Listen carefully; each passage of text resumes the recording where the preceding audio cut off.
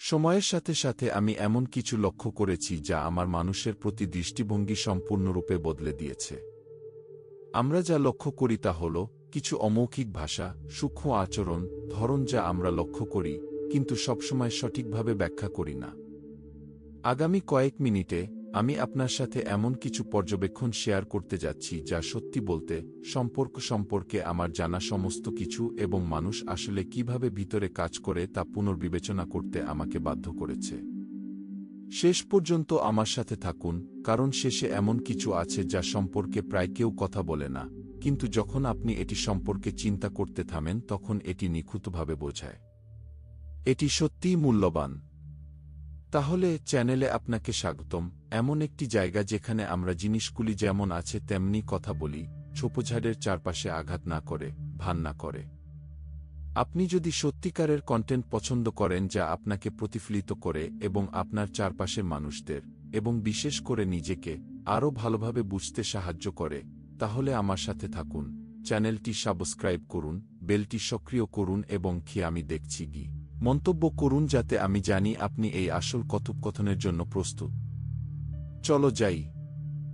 শুরুতে এমন কিছু দিয়ে শুরু করি যা তুমি হয়তো ইতিমধ্যেই লক্ষ্য করেছ, কিন্তু হয়তো কখনোই খুব একটা মনোযোগ দাওনি।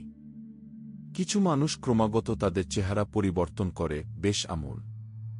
এক মাস স্বর্ণকেশী, পরের মাস শ্যামাঙ্গিনী, তারপর খুব ছোট করে এবং তারপর আবার বাড়তে দেয়।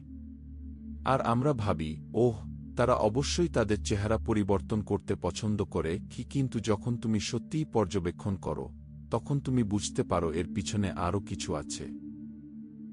এই প্রতিটি পরিবর্তন একটি পৃষ্ঠা উল্টানোর মতো, জানো?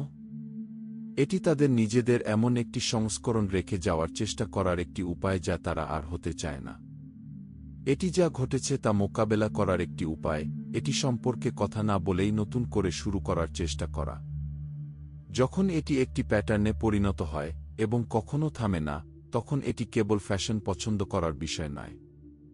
তুমি এমন কাউকে দেখছ যে কিছু থেকে পালিয়ে যাচ্ছে। এখন আরেকটি সূক্ষ্ম জিনিস আছে, কিন্তু এটি সমস্ত পার্থক্য তৈরি করে। তুমি কি সেই ব্যক্তিকে চেনো যে অতি আত্মবিশ্বাসী বলে মনে হয়, কিন্তু সময়ের সাথে সাথে তুমি কিছু অদ্ভুত বিবরণ লক্ষ্য করো? তারা অন্যদের অনুমোদনের উপর খুব বেশি নির্ভর করে, সবসময় জিজ্ঞাসা করে যে তারা দেখতে ভালো কিনা, তারা সঠিক কাজ করেছে কিনা, তারা ঠিক আছে কিনা। মনে হয় যেন তাদের মূল্য অন্যরা কি বলে তার উপর নির্ভর করে। সাধারণত এটি অতীতের অভিজ্ঞতা, প্রত্যাখ্যানের মুহূর্ত অথবা এমন অনুভূতি থেকে আসে যে তারা কখনো কারো জন্য যথেষ্ট ছিল না। যখন আপনি বারবার ভাষা সম্পর্কের মধ্য দিয়ে যান, তখন আপনি সবার কাছ থেকে অনুমোদন চাইতে শুরু করেন, কারণ গভীরভাবে আপনি এখনও সন্দেহ করেন যে আপনি ভালোবাসার যোগ্য। এটা ভারী, কিন্তু এটা বাস্তব। এছাড়াও লক্ষ্য করুন কিভাবে কিছু লোক তাদের প্রেমের জীবন সম্পর্কে কথা বলে। তারা সব সময় রসিকতা করে, সবকিছুকে স্ট্যান্ড আপ কমেডিতে পরিণত করে।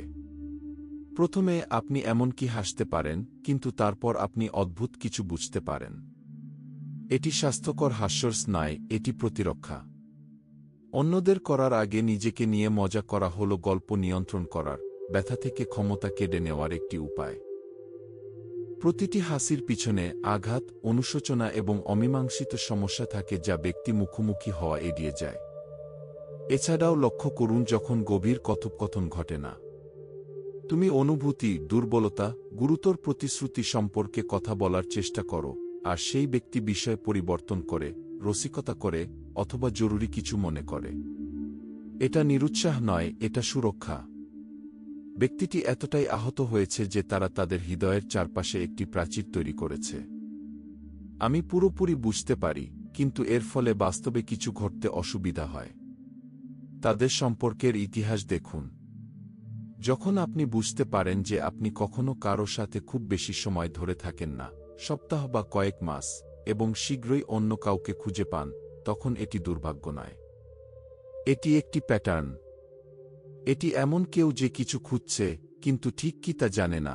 মানসিক স্থিতিশীলতা, সত্যিকারের ভালোবাসা, এমনকি তাদের নিজস্ব হারানো পরিচয় পুনরুদ্ধার করা।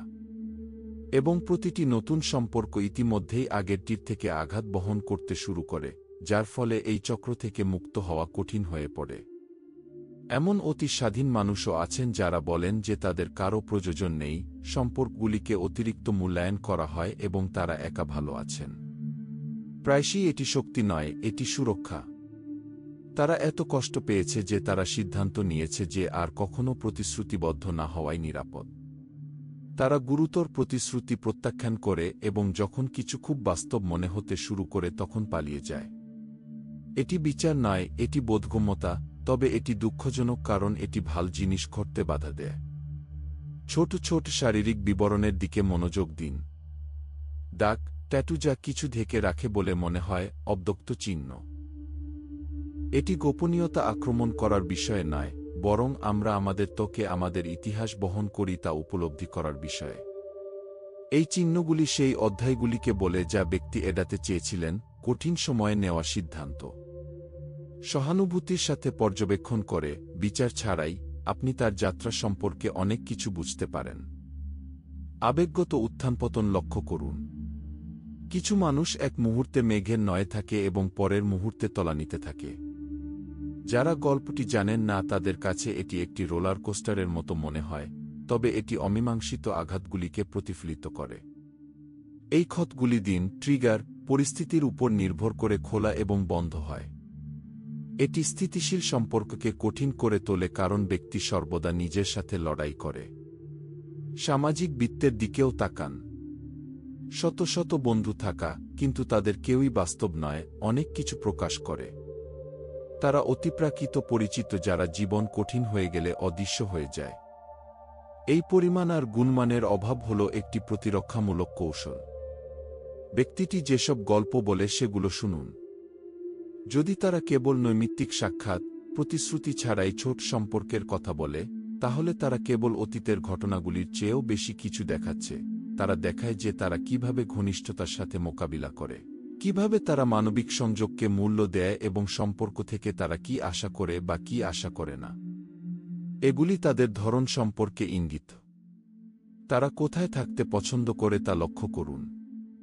যদি এটি সর্বদা নাইট ক্লাব, পার্টি, এমন জায়গা হয় যেখানে তারা গভীর সংযোগ তৈরি না করে মানুষের সাথে দেখা করে, তবে এর একটি কারণ আছে।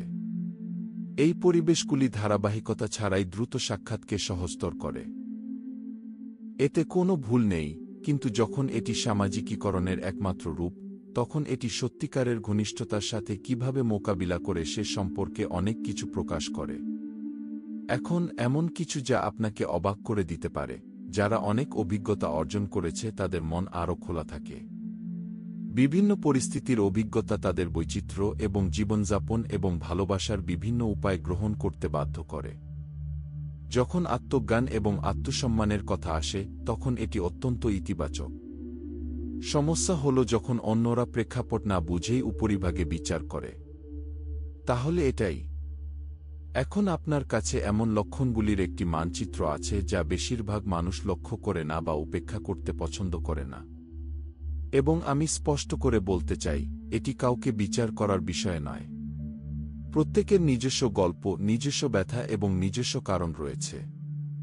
লক্ষ্য হল সহানুভূতির সাথে পর্যবেক্ষণ করার ক্ষমতা বিকাশ করা, বোঝা যে আচরণ হল যোগাযোগ, এবং আমরা যা দেখি তার বেশিরভাগই গভীর শিক। প্রত্যেকেই তাদের অতীত নির্বিশেষে সম্মান পাওয়ার যোগ্য। আপনি যদি এই বাস্তব কথোপকথনটি উপভোগ করেন, তাহলে চ্যানেলটি সাবস্ক্রাইব করুন।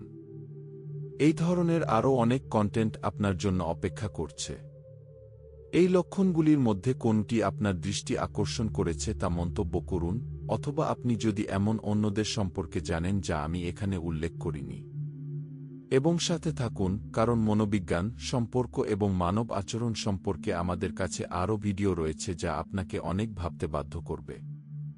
পরেরটিতে দেখা হবে।